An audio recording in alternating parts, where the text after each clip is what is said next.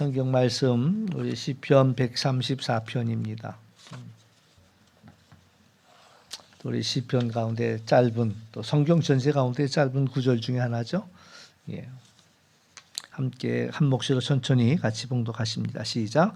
보라, 밤에 여호와의 성전에 서 있는 여호와의 모든 종들아, 여호와를 송축하라. 성소를 향하여 너희 손을 들고 여호와를 송축하라. 천지를 지으신 여호와께서 시온에서 내게 복을 주실지어다. 아멘. 예, 성전에 올라가면서 부르는 노래가 있다 했습니다. 그러니까 이제 134편, 이제 120편부터 시작해 가지고 15개의 시편이 이제 성전에 올라가면서 하는 노래고, 성전을 향하는 그러한 이제 순례자의 노래라고도 할 수 있습니다. 오늘 말씀을 보면 이제 보라, 밤에 여호와의 성전에 서 있는 여호와의 모든 종들아, 여호와를 송축하라. 이제 밤에 여호와의 성전에 서 있다라고 이야기합니다. 이제 밤이라는 것은 이제 성전을 지키는 이들을 이제 1차적으로 의미할 수 있겠죠. 또 두 번째는 밤에 예배하는 자들입니다. 그래서 우리 심야에 이 134편을 주제 말씀으로 잡아도 좋겠다. 이제 이 밤에 또 성전에 있는 여러분들이 또 복이 있고 또 송축하는 여러분들이 복이 있음을 믿으시기를 주의 이름으로 축원합니다. 예, 이 시간에 이 자리에 앉아 있는 건 놀라운 일이에요. 그렇죠? 이 시간에 갈 수 있을 때도 많을 텐데 그래도 예배의 자리에 내가 있다라는 것은 가장 큰 복 중에 하나다라고 이야기할 수가 있습니다. 근데 이제 여기 또 밤이 의미하는 바는 또 인생의 이제 밤과 같은 시간, 어두운 시간들이죠. 밤이 참 어렵잖아요. 이제 한번 산에 갔다가 해가 저문 적이 있습니다. 이제 목적지에 도착을 해야 되는데 비가 또 내리다 보니까 이게 등산하는 그 길이 이제 늦어지는 거예요. 더디어지고 이제 미끄러지고 넘어지고 이러니까. 그래서 이제 원래는 뭐 한두 시간 만에 이제 갈 예정이었는데 해가 지면서 이제 서울에서 속초까지 넘어가서 이제 속초에서부터 또 걸어가다 보니까 이제 이게 해가 지면서 이제 산장까지 벌써 도착을 했었어야 되는데 비가 왔지, 또 이제 해가 지지. 그러니까 해가 지니까 10분이면 갈 수 있는 길을 1시간을 헤매면서 가게 되더라고요. 한 시간. 뭐 후라시로 밝히면서 이렇게 가니까 가기가 어렵지요. 근데 우리 인생도 그렇습니다. 낮과 같이 환하다면 얼마든지 쉽게 갈 수 있는 그 길을 해가 지고 난 다음에는 밤에는 많이 어렵지요. 그러니까 때로는 우리 인생에 밤과 같은 시간들을 보내는 이들도 있다라는 이야기입니다. 그런데 이제 오늘 말씀을 보면 밤에 여호와의 성전에 서 있는 여호와의 모든 종들아, 여호와를 송축하라 이렇게 이야기합니다. 이 밤에 이제 여호와의 성전에 이제 성전이 의미하는 것은 하나님의 임재를 의미합니다. 맨 처음에 성전 전이 이제 성막이었고 하나님이 우리에게 성막을 주신 이유는 하나님이 너희들 가운데 있다라는 하나의 사인으로 주신 것이 그 성막이거든요. 그러니까 이제 하나님과 함께 있는 너희들은 여호와의 모든 종들아 여호와를 송축하라 이렇게 이야기하고 있습니다. 또 서 있다. 이제 나중에 뭐 또 여러 가지 방법들이 있지만 성전에서 서서 있는 그러한 여호와의 모든 종들아 여호와를 송축하라 이렇게 이야기합니다. 그러니까 이제 우리가 여호와의 성전에서 해야 할 일은 하나님을 송축하는 일이죠. 하나님을 예배하는 일입니다. 그러니까 우리가 해야 할 유일한 일은 하나님의 이름을 높이는 일들이고 하나님을 찬송하는 일입니다. 어떤 가운데도 내가 존재하는 이유, 뭐 이제 이사야 43장 21절 말씀을 굳이 이야기하지 않아도 우리가 하나님을 알지 못했더라면 또 예수님을 믿지 못했더라면 우리는 어떠했을까? 그러니까 예수님이 우리의 길이 되시고 진리가 되시고 생명이 되시니까 우리가 마땅히 걸어야 할 길들이 우리들에게는 있지요. 그러나 이제 예수님을 알지 못하는 사람들에게는 마땅히 행할 길을 알지 못합니다. 그러니까 자기들 마음대로 살고 악을 행하고 이런 모습. 이제 요새 보니까 온 세계의 질서를 흐트러뜨리는 자들이 있더라고요. 이제 중국 사람들이 온 세계를 다니면서 뭐 질서라는 개념이 없는 거예요. 온 나라 막. 그래서 어쩌다 유튜브에서 그 영상을 한번 봤는데 그걸 한번 봐서 그런지 그 다음부터 올라오는 영상은 중국 사람들이 그냥 여러 나라를 다니면서 난리치는 그 영상만 계속 꼬리를 물고 올라오더라고요. 이제 그걸 보면 기가 막힌 거예요, 막. 그래서 어떻게 이 사람들은 이렇게 정말 개념이 없을까? 무개념, 개념. 사람이 살아가면서 우리 흔히 하는 얘기가 기본은 해야지 이런 얘기들을 참 많이 하는데 그 기본이 사람마다 다 다르지요. 그러니까 이제 중국 사람들에게는 그 기본조차도 없는 거야. 그러니까 뭐 자기들이 사는 게 기본이지 뭐 자기들 하고 싶은 대로 정말 안타까운 이들이죠. 그들에게도 복음이 필요하다라는 생각을 안 할 수가 없습니다. 하나님을 알고 예수님을 안다면 저렇게 살지는 않을 텐데. 왜 성경에도 황금률이 뭡니까? 황금률. 대접받고 싶은 대로 대접하라. 응? 그러니까 자기가 대접받고 싶은 대로 대접하라. 이 한 줄만 알아도 그들이 그렇게 살지는 않을 거예요. 그런데 그냥 다 자기의 마음대로 이제 살고 있다라는 게 이제 심각한 문제죠. 근데 우리가 하나님을 안다는 것만 해도 그래도 그것만으로도 우리에게 가장 복이다라고 이야기할 수 있고요. 그러니까 우리는 하나님을 찬송하는 거, 이 땅을 살아가면서 하나님을 알고 살 수 있다라는 거, 이거 한 가지만 해도 우리에게 얼마나 귀하고 감사하냐 말이죠. 악을 행하지 않을 수 있고 큰 죄를 저지르지 않을 수 있고 이런 것만 해도 우리에게 큰 복이고요.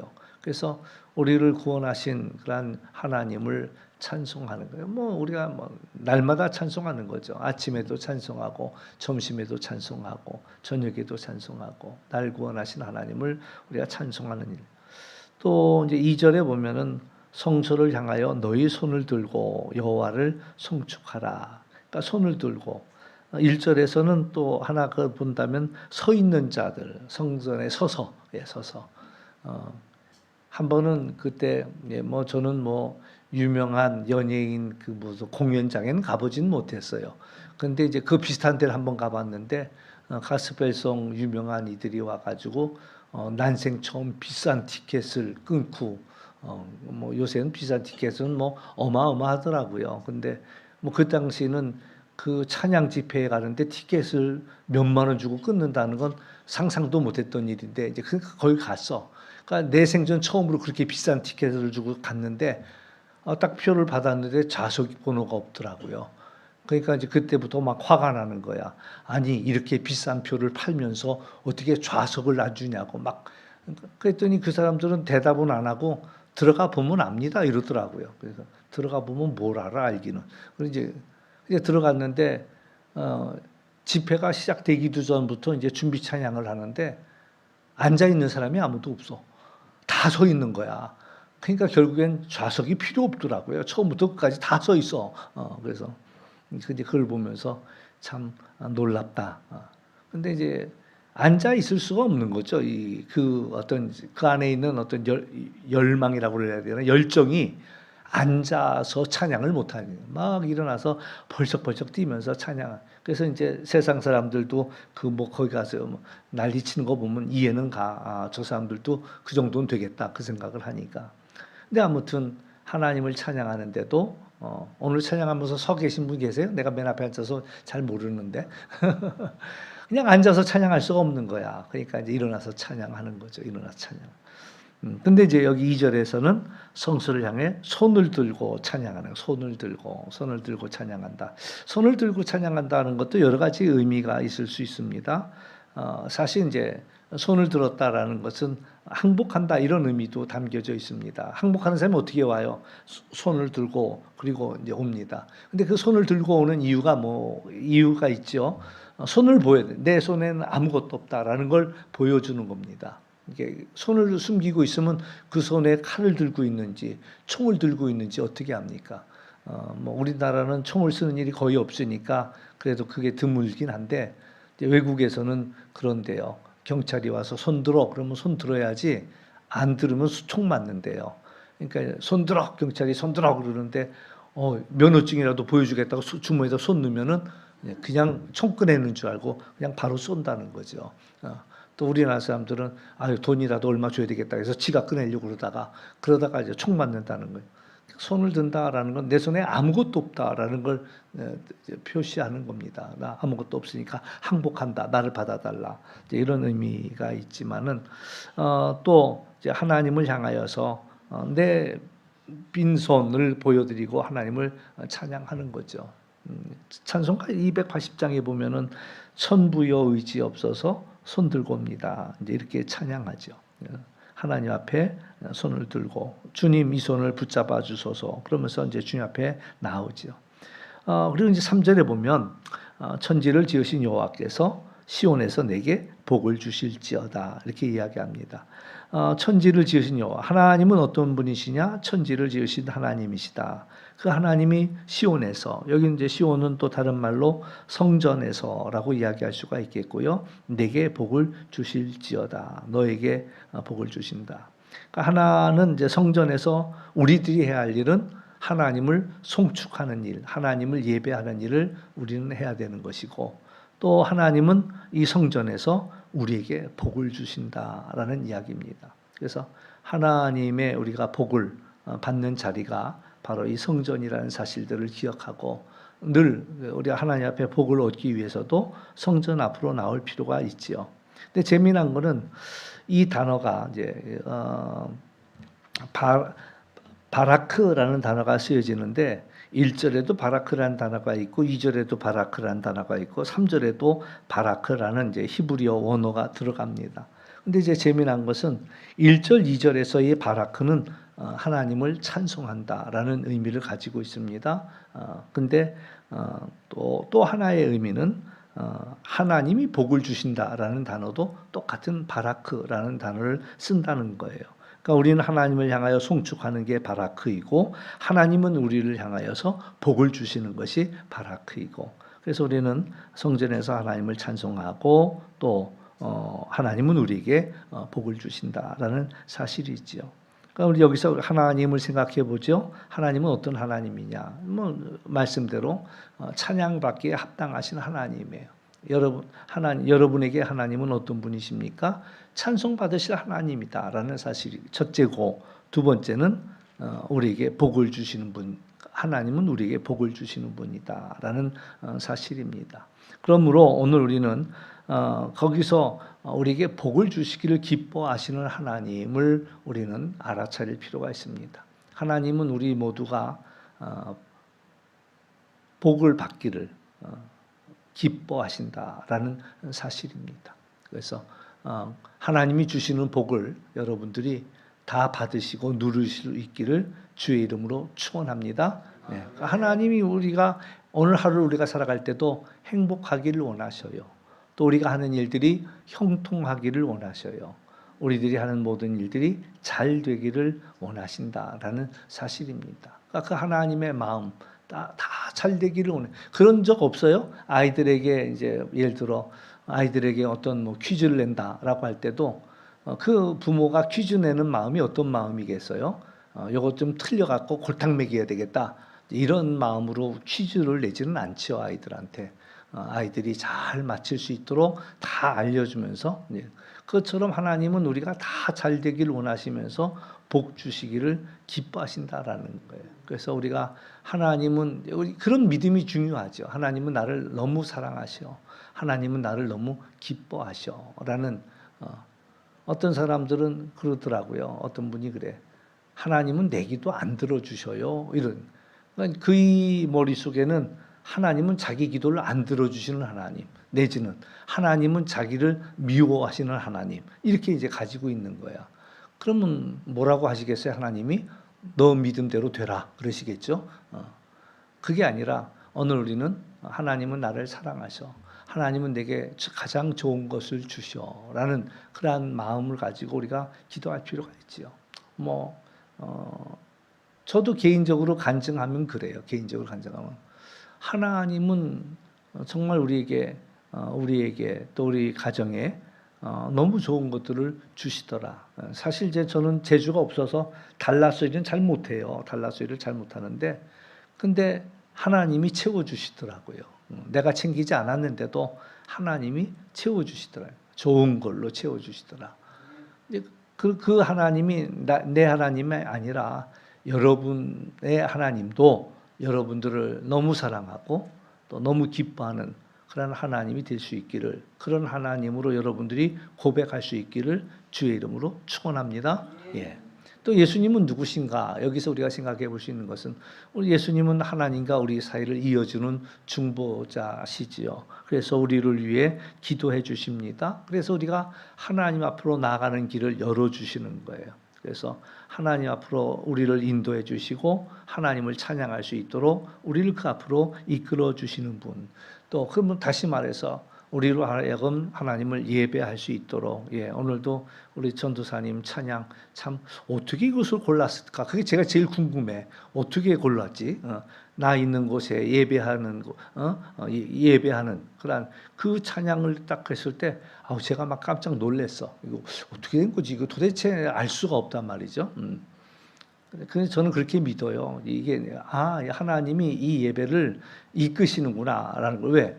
찬양 준비하는 이의 마음도 감동을 주고 또 설교하는 이에게도 감동을 주고, 사실 저도 설교가 어떤 설교가 나올지 잘 모르거든요. 그러니까 짜지도 않아서 우리 전도사님하고. 근데 전도사님이 딱 찬양하다 보면은 그 내가 하려고 했던 얘기인데, 이제 그런 것들이 경험되어질 때 하나님이 이 예배를 이끄시는구나 이런 생각을 하는데, 아무튼 하나님은 예수님은 우리를 예배자가 되도록 우리를 이끌어 주신다라는 사실.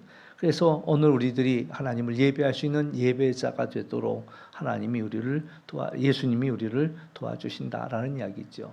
또 성령께서도 우리에게 찬양할 마음을 주시는 거예요. 성령이 여러분의 마음속에서 역사하면요, 여러분도 찬양하고 싶습니다. 예. 또 안 보는 데서도 찬송하겠죠.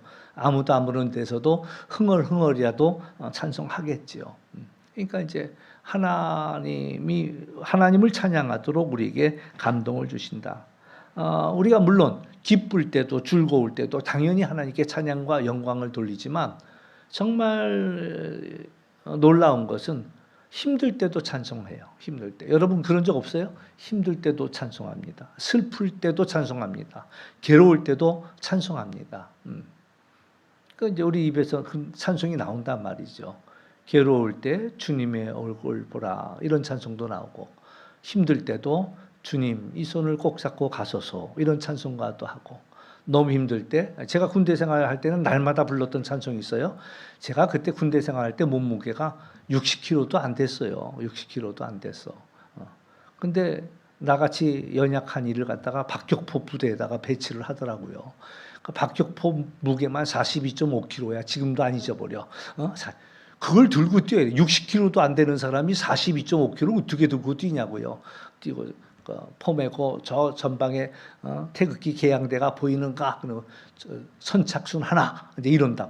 그러면 이 42.5kg를 들고 뛰는데, 이게 다리는 뛰지만은요 제자리에서 발이 올라갔다 내렸다 이러고 있는 거야. 그러면 그것도 9명이 뛰는데 선착순 하나야. 그러면 나머지 2등부터는 다시 한 바퀴 또 뛰어야 되고, 그러니까 인생 포기한 사람은 9바퀴 뛸 각오로 뛰어 그냥. 근데 일찍 들어온 사람은 또 좋으냐? 그것도 아니야. 그 다음 사람 다 들어올 때까지 엎드려 뻗쳐하고 있어 또. 그러니까 차라리 서서 천천히 뛰지 이러고 다녀. 근데 아무튼 어려워요. 근데 이제 그때 제일 많이 불렀던 노래가 뭐냐면, 괴로울 때 내일 일은 난 몰라요. 하루하루 살아요. 국방부 시계가 하루하루 가기를 내일. 그 날마다 이 노래 부르는 거야. 그러면요, 또 이제 철모 뒤집어 쓰고 있던 내 선배, 우리 고참이 내 뒤에서 이제 철모를 갖고 내 머리를 탁 내리친다고. 그러면 완전히 종소리가 띵 하고 이제 울리는 거야. 그냥 한 대 맞아. 그러면서 이 힘든데 노래가 나오노? 이제 경상도 쪽 사람이야. 그러니까 이 힘든 데서 그 노래가 나오냐고 말이야. 나도 지금 힘들어서 부르는 노래예요. 한밤중에 그 박격포 메고 산을 넘어가면서 너무 힘드니까 그 골고다 언덕에 십자가 지고 올라가는 것 같아서, 그러면서 내일은 난 몰라요. 하루하루 살아요. 주님이요. 날인도 사소서. 이러면서 부르면서 이제 걷는데. 그러니까 참 놀라운 게, 힘들어도 어려워도 괴로워도 노래할 마음을, 찬양할 마음을 성령께서 주시더라라는 그런 이야기입니다. 그래서 성령의 도우심으로 우리가 예배로 나오고 또 우리 예배에 생기를 불어넣으시는 분이 바로 성령이시다라는, 여러분들이 하나님 앞에 예배할 때 그 입에 생기를 넣어주는 분이, 그 찬양에 생기를 넣어주는 분이, 하나님의 말씀을 들을 때 하나님의 말씀이 내 안에서 요동치게 하시는 분이 성령이시다라는 사실들을 우리는 기억할 필요가 있죠. 우리가 이제 찬양할 때 하나님의 임재를 우리는 알아차릴 수 있습니다. 우리 공기를 못 느끼잖아요. 공기 어떻게 느끼겠어요? 근데 막 손을 흔들어 보면은 이 손 속에서 어떤 바람 같은 걸 잡을 수가 있단 말이죠. 우리가 찬양할 때에 하나님의 임재를 우리는 알아차릴 수가 있습니다. 그리고 하나님이 여기 계시구나. 모세가 양떼를 이끌고 늘 그 자리를 돌아다녔지만 가시떨구나무에 불이 붙은 것을 보면서 거기에 이제 하나님의 임재를 발견하게 되죠. 그 자기 삶의 현장입니다. 양을 끌고 다니던 자리입니다. 양의 똥이 들고 있는 자리인데 거기에 하나님이 임재하시면서 이 모세에게, 모세야, 내가 서 있는 땅은 거룩한 땅이다. 왜 그게 그 땅이 거룩한 땅이에요? 하나님이 임재하니까. 오늘 우리의 삶의 자리가요. 우리가 아까 우리가 있는 그 자리가 예배하는 자리야. 하나님이 나를 그곳에 부르셨고 그곳에 두신 그 자리가 하나님을 만나는 자리고 예배하는 자리. 그 모세 이야기죠. 오늘 우리들도 마찬가지예요. 내 삶의 자리에서 우리는 얼마든지 하나님의 임재를 알게 되고 하나님의 임재를 안다면 그 자리는 거룩한 자리고 그 자리는 예배의 자리고 성전이다라고 이야기할 수 있다라는 거죠. 이사야가 하나님의 임재를 알아차리는 순간 자기가 더럽다는 걸 알아차립니다. 나는 부정한 자입니다. 베드로가 물고기를 엄청나게 잡고 난 그 순간에 이분은 주님이시구나라는 걸 알아채고 나를 떠나서서 나는 죄인이다라고 고백하는 것은 이제 예수님의 그러한 거룩한 능력을 알아차리는 순간 내가 그 자리에 있을 수 없다라는 것을 고백한 게 바로 베드로이지요. 우린 찬양할 때 하나님이 우리와 함께 하시는 것을 알아차릴 수가 있습니다. 그리고 찬양할 때 하나님이 그 자리에 임재하신다라는 거예요. 뭐 꼭 그 얘기는 아니지만 노아의 방주에서 이제 비둘기를 날려보내지요. 처음엔 까마귀를 날려보냈습니다. 까마귀 날아가 가지고 힘껏 날아다니다 보니까 어디 가서 돌아오지도 않고 그냥 어디 가서 빠져 죽어버린 거야. 근데 이제 비둘기는 연약하다 보니까 내릴 자리를 찾지 못하고 다시 방주로 돌아오죠. 이제 거기서 이제 중요한 것은 하나님의 성령이 마른 땅이 있는가라는 걸 보기 위해서 비둘기가 날아오는데 마른 땅이 없으면 돌아가죠. 그러니까 오늘 하나님의 성령이 우리의 마음속에 정말 마른 땅, 하나님을 찬양할 수 있는 그 땅이 있는가라고 그 자리에 앉으려고 성령이 오시는데 오늘 우리가 찬양할 때 그 자리에 주님이 함께 하신다라는 사실이고요. 우리는 언제든지 찬양할 수 있다라는 이야기입니다. 바울과 실라가 감옥에서 매를 맞고 그리고 감옥에 갇혔는데 그럼에도 불구하고 찬양했지요. 그러니까 왜 바울과 실라에게 그런 놀라운 역사가 나타났을까? 놀라운 증거가 나타날 수 있을까? 그 비밀이 그 밤에 찬양했다는 거죠. 매 맞고 아픈 가운데도 찬양했죠. 또 몸만 아팠겠습니까? 마음도 힘들었을 거예요. 왜냐하면 사실 영문도 몰랐으니까. 저는 그게 조금 아쉬워. 하나님을 향하여서 아쉬워. 왜? 좀 이렇게 어려움을 당하고 고난을 당하라도 좀 알고나 당하면은 덜 억울하잖아. 견딜만 하잖아. 견딜만해. 3일만 견뎌. 이렇게 하나님이 힌트를 주시면은 목숨껏 3일을 견딜 수 있잖아. 근데 그 얘기를 안 해주셔. 3일이 분명히 3일 계획 갖고 계시면서도 3일이라고 얘기를 안 해주셔. 그러니까는 사람들이 막 하루 이틀 기다리다가 못 기다리고 지치고 이러는데, 근데 이제 원래 바울이 소아시아로 가려고 했던 거를 못 가게 하나님이 막으시고 환상 중에 마게도냐 사람이 오라고 하는 그 사인을 보고 이게 하나님의 사인이구나 생각해서 마게도냐 빌립보 지역으로 가게 되죠. 갔는데 뭘 하나님이 가라고 해서 갔는데 거기에서 귀신 들린 애 고쳐줬다가 매 맞고 감옥에 갇히는 그 형국이 되고 말았다는 거죠. 그런데 그 자리에서도 찬송했다는 거예요. 그 자리에서도 기도했다는 거예요. 뭐 물론 그때 그 찬송과 기도는 우리가 했던 거하고 다를 거예요. 천무여 의지 없어서 이것도 아니고 또 그럼에도 불구하고 하나님께 감사와 영광을 돌릴 때 그러니까 이제 그게 이제 놀라운 거죠. 그러니 지진이 안 일어날 수가 없는 거죠. 그렇죠? 역사가 안 일어날 수가 없는 거야. 그러니까 오늘 우리들도 어떤 상황 속에서도 찬양하는 그 일들을 멈추지 말고 그럴 때 하나님은 우리에게 하나님이 함께 하시는 것들을 알게 하시고요. 또 공동체 안에 우리로 하여금 복 있는 사람들과 함께 여기 있는 사람들은 다 복 있는 사람들이죠. 서로가 서로의 얼굴을 빛나게 해주는 그러한 이들입니다. 세상에는 정말 알 수 없는 사람들 너무 많아요. 너무 많아. 근데 우리가 복이 있는 자 가운데 거할 수 있는 거 이게 바로 복이고 또 뿐만 아니라 우리가 가만히 있는 게 아니라 서로 만나면 서로를 축복해 주시기 바랍니다. 만날 때마다 축복하는 거예요. 그러니까 하나님을 향하여 하나님을 송축하듯이 서로를 향하여서 축복하시기 바랍니다. 하나님이 늘 동행하시기 바랍니다. 하나님이 형통케 하시기를 원합니다. 하나님이 속히 쾌유해 주시기를 원합니다. 서로를 위해서 자꾸 선포할 필요가 있다라는 거, 축복할 필요가 있다라는 거예요. 또 좋은 것도 나누고 좋은 게 있으면은 좋은 거 있으면 나누세요. 맛있는 거 있으면 나눠도 먹고 또 하나님의 말씀을 은혜를 받았으면 은혜 받은 것도 좀 나누고 그러면서 내가 지난 한 주간 살아가면서 하나님의 은혜 이게 하나님의 은혜였네요 라는 것들을 사람들과 나눌 필요가 있지요. 나눌 필요가 있습니다. 또 하나님이 그것을 우리에게 주신 이유는 그것도 그래요. 하나님이 우리에게 참 안타까운 것은 다 알게 하시지는 않아요. 다 알게. 그러니까 뭐 반대로 이야기하면 우리가 부족해서요. 우리는 부분만 압니다. 부분만 하나님이 온전한 은혜를 주셔도 우리가 부족해가지고 그걸 다 담지를 못해. 부분적인 걸 담는단 말이에요. 근데 이게 언제 이게 짝이 맞춰지냐? 서로 나눌 때 짝이 맞춰지는 거야. 그래서 예수님이 나실 때도 동방박사가 멀리 찾아오면서 그것을 증언해 줄 때 메시아가 났다라는 것을 알아차리는 거죠. 또 뭐 사도행전에도 보면 빌립과 이 에디오피아 내시 그 간다게가 만났을 때에 그 하나님의 놀라운 일들을 그때 경험하는 거죠. 또 베드로하고 시몬 베드로하고 또 그 누구냐 고넬료가 서로 환상과 꿈을 꿨는데 서로가 맞추고 나서 얘기해 보니까 베드로는 이상한 꿈을 꿨습니다. 먹지도 못할 그런 음식들이 자기 앞에 한상 차려진 걸 꿈을 꾼 거예요. 왜 하나님이 이런 환상을 나에게 3번이나 보여주실까?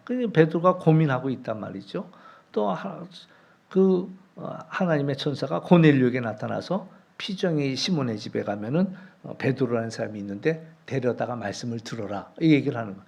그런데 이 사람은 왜 그 베드로를 데려와야 되는지를 또 잘 몰랐죠. 이제 사람 보냈는데 마주치고 나니까 그제서야 이제 베드로가 깨닫습니다. 하나님이 이방인에게도 이 복을 주시기를 원하시는구나라는 것들을 베드로가 알아차리지요. 또 그 베드로가 그렇다고 해서 그 일을 했느냐? 이제 나중에 보면은 결국 이방인을 위한 사도는 이제 베드로가 아니라 바울이 또 그 역할을 하는 거죠. 바울이 그 역할을 할 때 베드로는 알아차린 겁니다. 나는 유대인들을 위한 사도, 바울은 이방인을 위한 사도. 그래서 그 이상 그것에 대해서 더 이상 이야기하지 아니하고 인정할 수 있는 그러한 마음의 준비를 하나님이 시켜 주셨다. 그러니까 이제 이 일들이 서로가 모여서 그 조각을 맞출 때에 하나님이 우리에게 주시고자 하는 그러한 것들이 완성이 된다는 거예요. 그러니까 왜 나한테 이걸 2개나 주셨지? 난 하나면 되는데 그 하나는 나누라고 주신 거란 말이죠. 그것을 나누는 거예요. 그게 물질적인 것이 되든 복이 되든. 그러니까 제가 이제 병원에 전도하러 갔는데 교인, 그러니까 우리 교회 권사님이 이제 그 부인이 권사님이 교회 나와서 전도하러 갔거든요. 이제 남편 마침 입원했으니까 목사님 이때 오셔서 전도 좀 하시지요. 그래서 갔단 말이에요. 저 전도하러 갔어. 근데 전혀 받아들이질 않는 거예요. 받아들이질 않는 거예요. 그러니까 이제 속으로 나오면서 아니 뭐 받아들이지도 않는데 왜 나를 보내셨을까? 이제 이런 생각하는데 저쪽 끝에서 한 사람이 나한테 그 얘기를 해달라고 이게 이제 부르더라라는 거죠. 예전에도 그런 적이 있어요. 그 삼성 의료원 거기를 갔는데 거기 가서 신방하고 돌아오는데 전혀 알지 못한 사람이 쫓아와 가지고 목사님이세요? 그러니까 네 목사입니다. 그랬더니 지금 오셔서 좀 빨리 우리 아버님을 위해서 좀 기도 좀 해달라고 이제 수술 들어가는데 어려운데 그런데 목사님 오셔서 좀 기도 좀 해달라고 이제 그렇게 해서 뜻하지 않은 엉뚱한 데 가서 예배드리고 뜻하지 않은 엉뚱한 데 가서 복음 전하고 기도해주고 이런 일들이 있더란 말이죠.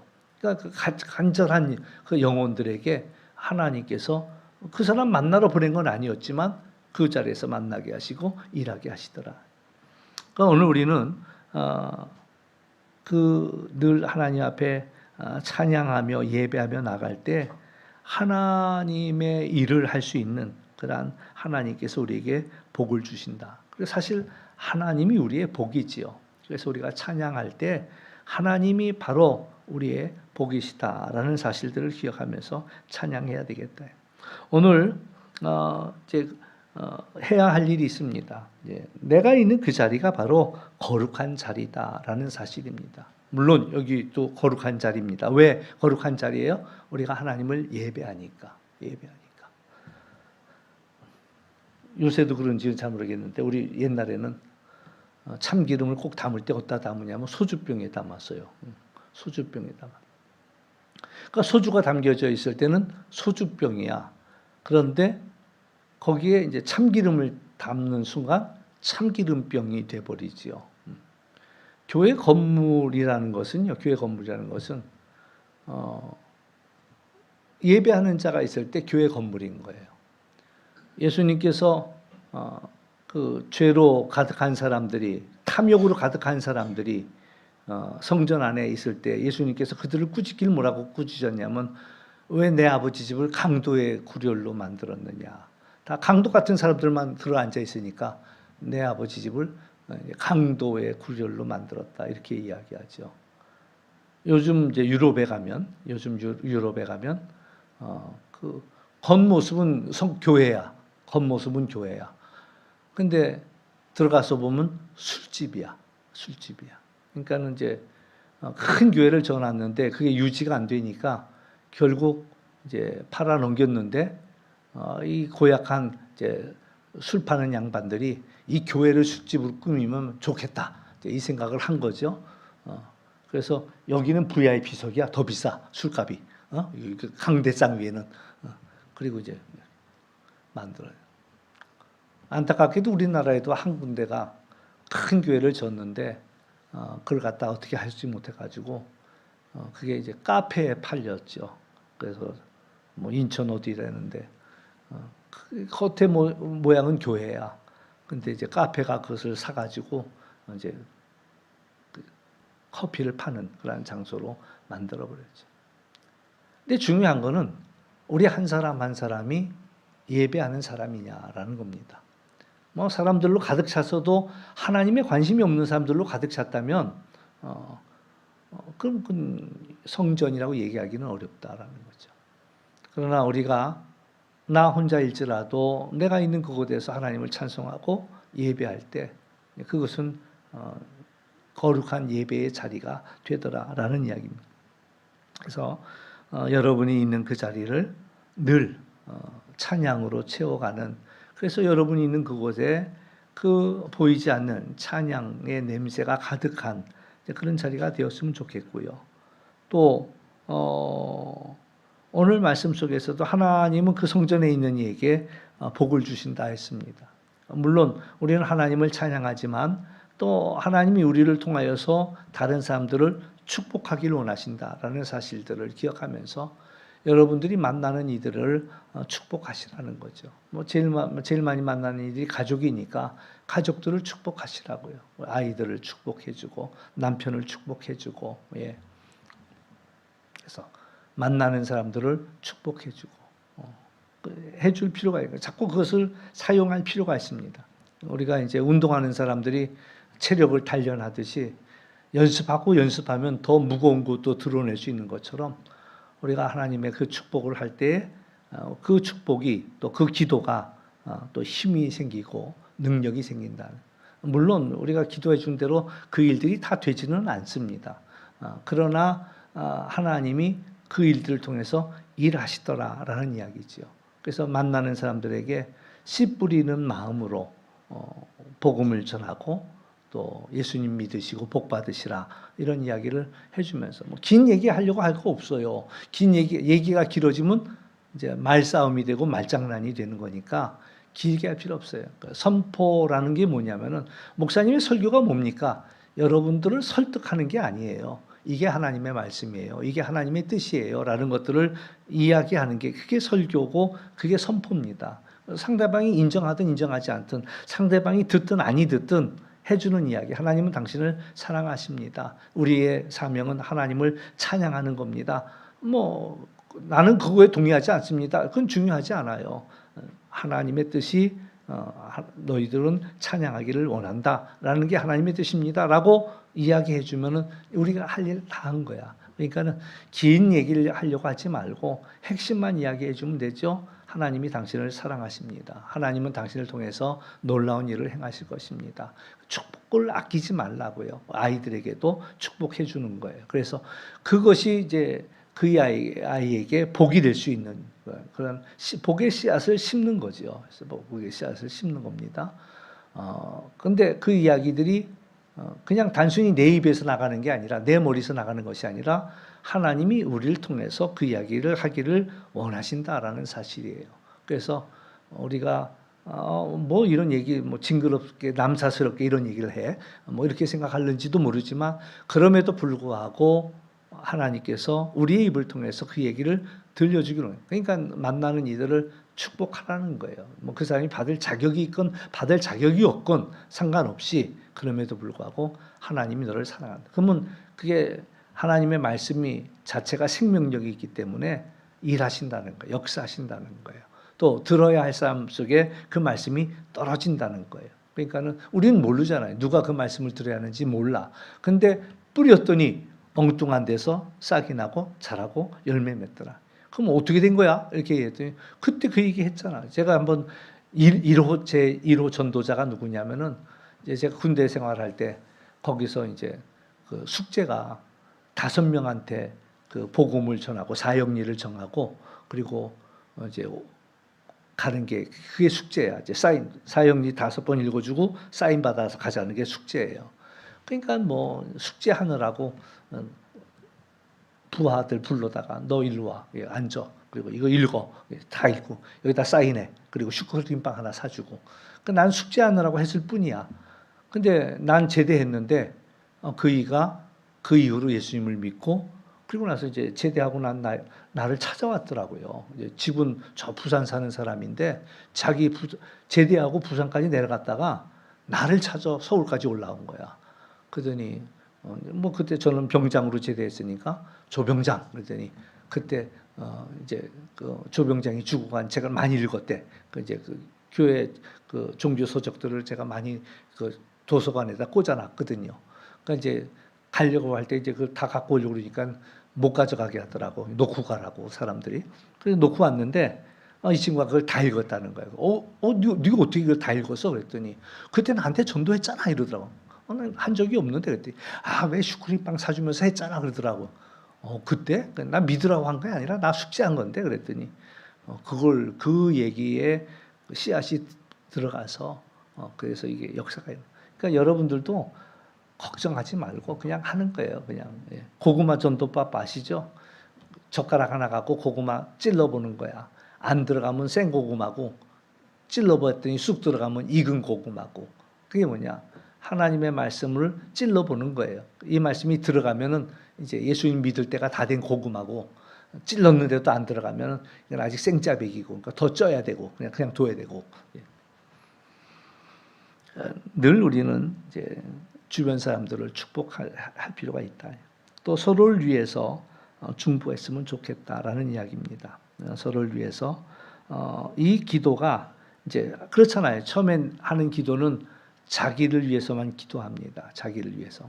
그러나 이제 그 기도가 조금 더 여유가 생기면 가족들을 위해 기도하죠. 가족들을 위해 기도합니다. 또 이제 가족들을 돌볼 줄 아는 사람은, 더 성숙한 사람, 더 큰 사람들은 자기 이제 일가 친척들을 돌아보게 됩니다. 이제 마찬가지예요.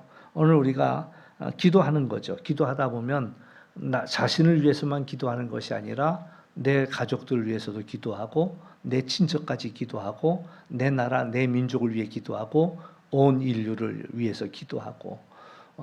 느헤미야가 기도할 때 우리 조상들의 죄를 가지고서 애통해하면서 간구를 했단 말이죠. 그러니까 오늘 우리들도 필요한 것이 하나님을 찬송하며 또 하나님 앞에 엎드리며 나가면서도 서로를 축복해주고 이 모두를 축복해주고 서로가 서로의 얼굴을 빛나게 해주는 그것이 곧 이제 하나님의 일이고 하나님이 관심하는 일들이지요. 하나님의 영광 받으시는 일이다라는 사실입니다. 그래서 이제 오늘 말씀이 성전에서, 밤의 성전에서 여호와를 송축하고 또 손을 들고 여호와를 송축할 때 하나님께서는 그 송축하는 우리 모두에게 복을 주신다라는 사실들 우리가 기억하면서 오늘도 이 성전에서 우리가 있는 그 거룩한 자리에서 하나님을 높이고 또 하나님의 복을 덧입는 그러한 우리 모두가 될 수 있기를 주의 이름으로 축원합니다.